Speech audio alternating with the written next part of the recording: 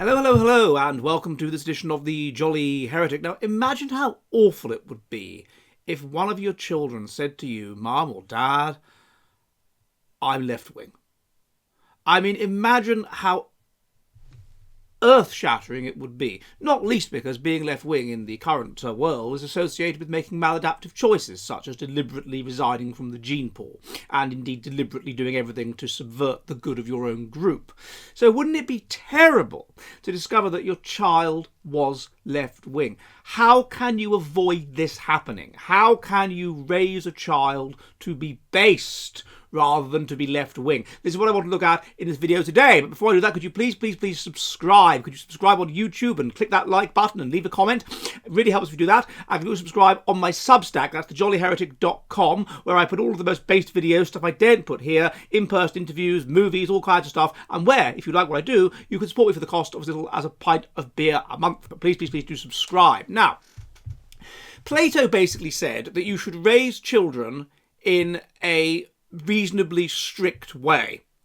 And if you don't raise children in a reasonably strict way, then they will end up meandering around, living for pleasure, having no discipline, having no order, and ultimately they will be the kind of people that will just sort of let the enemy into the city gates. He argued in favour of strict parenting. In The Authoritarian Personality by Adorno, they argue quite the opposite. They argue in favour of lax parenting, and they argue that if you have any kind of strict parenting, it will send the child mad and make them crazy. This is empirically untrue, so what I want to look at today is what is the kind of parenting that is likely to lead to being conservative, to being right-wing, to being stable, to looking out for the interests of your family, the interests of your group, and all of those adaptive things. And the answer is basically reasonably strict parenting. Now, first of all, it should be remembered that the key predictor of being left-wing, as I look at in my book Woke Eugenics, is neuroticism, that you feel negative feelings strongly, and in particular certain kinds of negative feelings such as resentment, feelings such as anxiety, feelings such as generalized fear and paranoia. You feel negative feelings strongly. Because of this, you are resentful of all that has power, and so therefore you want to tear it down. You want to gain individual power for you yourself rather than power over your group, because being paranoid, you're paranoid of everybody, so you don't particularly want to make bonds with them. You want power for you as an individual. You're not interested in the power of your group. And often as well, you deal with all of your negative feelings by creating a sort of false self, a narcissistic false self, where you're morally perfect and you're better than other people. And in a left-wing society, you will gain narcissistic supply by being left-wing. So this is why neuroticism, feeling negative feelings strongly in contemporary societies, is associated with being left-wing. So what you don't want, if you want to have a right-wing child, what you don't want is a neurotic child, a mentally unstable child.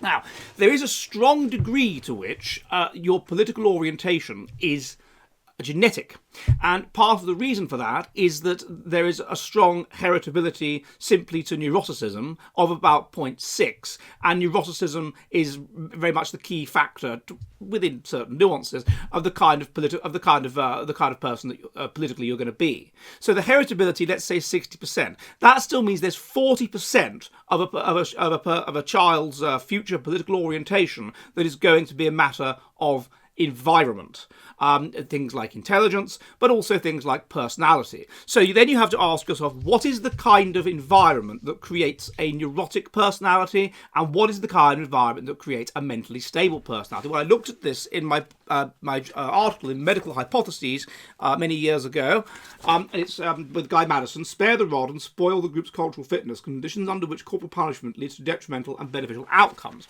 Now, I'm not advocating corporal punishment. Do you hear that, woke people who always confuse a person asserting a fact with a person asserting a value? Fact-value conflation. We've talked about this. I am simply stating what the research indicates. And let us give corporal punishment as an example of strict parenting.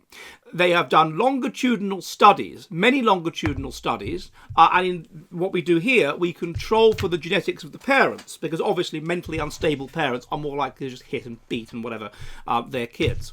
And what is found is that if the child is severely beaten, or if the child is subject to the capricious violence of its parent, i.e. an unstable ecology, or basically just an ecology in which the child is frightened all the time and brutalized and beaten, and it's just horrible, then that is of course going to set the child up for the idea that the world is a nasty, unstable, uncaring place. That is going to make the child individually oriented in the sense of the 5 moral foundations that we all have. We all have group-oriented foundations because we're a pack species, of obedience to authority, of sanctity versus disgust, to drive that which is dangerous for the group out of the group, and for in-group loyalty. And then as people that are low down in the group, it's in your interests to be in favour of harm avoidance, because it involves harm avoidance to you, and in favour of equality, because then you get more of the pie. So people that are evolved to an unstable ecology, to a live fast, die young ecology, are going to be individualistic. There's no point creating bonds. I mean, the person could be killed randomly the next moment. And they're going to be on edge with a strong need to fight and so forth. So this is basically high negative feelings, a highly neurotic kind of person. So if you bring a person up without love, without a feeling of stability, without a feeling of warmth, without a feeling that they're cared for, then they won't develop a clear sense of their own place in the world. They will be angry, anxious, unhappy people, and those people will therefore, of course, see the world as a frightening and dangerous place, and they'll be more likely to be mentally unstable. What if you do the opposite? What if your attitude towards parenting is totally laissez-faire? You let the child do whatever they want. You don't really care about them. You just let them basically bring up themselves. Well, again, then their response is a child needs to be brought up. A child needs boundaries. A child needs to be directed. It's very frightening for a child. You're basically parentalizing the child if you make it bring itself up. It's very frightening for the child. That it overwhelms it. It can't deal with that. It needs to feel that the world is a loving and stable place in which it is lovingly raised. So again, if you do that, utterly laissez-faire parenting, basically neglectful parenting, then that again teaches the child that nobody cares about it. The world is an unstable, dangerous, unpredictable place, and the result of that, of course, is, particularly if it's disciplined capriciously, the result of that is a mentally unstable child. Now, another way of raising the child, of course, is to just spoil it. So there's no discipline. You just do whatever the child wants. You do it. You just do it. There's no discipline. There's no boundaries. There's, in a sense, no order. The child is utterly spoilt. You just do whatever the child wants.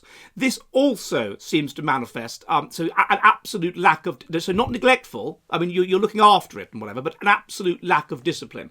This also, according to the research, seems to result in a mentally unstable child, because the child is not taught to cope with negative things happening to it.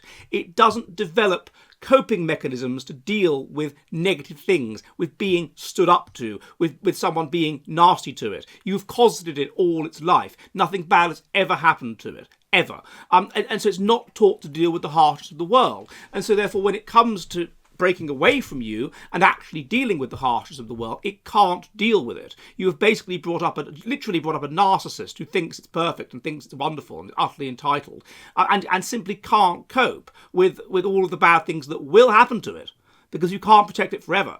And if you had taught it that no, certain things are wrong and things that are wrong are punished, then it would have to have come up with psychological mechanisms to cope with that, and it would have to have realised that it's not the centre of the universe and it's not perfect, and therefore it would have developed a clear and more healthy sense of self and more healthy relationship with the world. So those children are mentally unstable as well. The studies find that the children that come out as the most mentally stable are those that are subjected in this study, remember it was corporal punishment, but presumably it can be transposed to any kind of punishment, to moderate and predictable corporal punishment in the context of a broadly loving and stable relationship. So this is what you would call parenting. It's not authoritarian, but it's parenting with a degree of authority, in which the child is raised to understand that certain things are right and certain things are wrong, that there are certain boundaries that it must not cross, and that when it does cross those boundaries, it is punished, and predictably so. It knows it's not punished to the caprice of an angry parent who's emotionally unstable. Are you ready for the future of the West?